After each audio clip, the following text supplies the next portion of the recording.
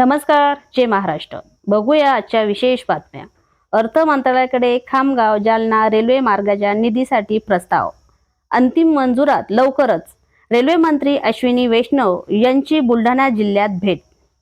बुलढाणा जिल्ह्याच्या विकासासाठी दृष्टिकोनातून महत्त्वपूर्ण ठरणारा आणि मध्य व सेंट्रल रेल्वेचा जोडणारा महत्त्वाकांक्षी असा खामगाव जालना रेल्वे मार्गपुंजी निवेश कार्यक्रमांतर्गत मंजूर करण्यात आला आहे। या रेल्वे मार्गासाठी लागणारा 50% निधीचा वाटा राज्य सरकारने उचललेला असून त्या संदर्भाची तरतूद ही अर्थसंकल्पामध्ये करण्यात आली आहे।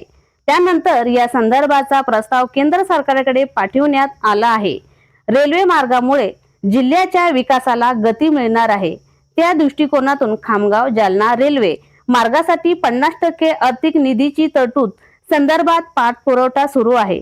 केंद्रीय रेल्वे मंत्री अश्विनी वैष्णव यांनी सकारात्मक दर्शवली आहे। केंद्र सरकारने या रेल्वे मार्गाला तत्त्वत्व मान्यता दिली। महाराष्ट्र सरकारकडूनही 50% निधीची तरतूद करून या संदर्भातील प्रस्ताव केंद्र सरकारकडे पाठवण्यात आला आहे।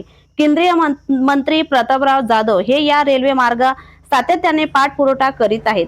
केंद्र सरकारच्या 50% हिस्सा मिळवण्याच्या दृष्टिकोनातून केंद्रीय मंत्री जाधव यांनी केंद्रीय रेल्वे मंत्री अश्विनी वैष्णव यांची भेट घेतली आहे। या संदर्भातील प्रस्ताव रेल्वे मंत्र्यांकडून अर्थ मंत्रालयाकडे पाठवण्यात आला आहे। या प्रस्तावावर अंतिम निर्णय होऊन गोड बातमी बुलढाणा जिल्ह्याच्या वासियांना मिळणार आहे।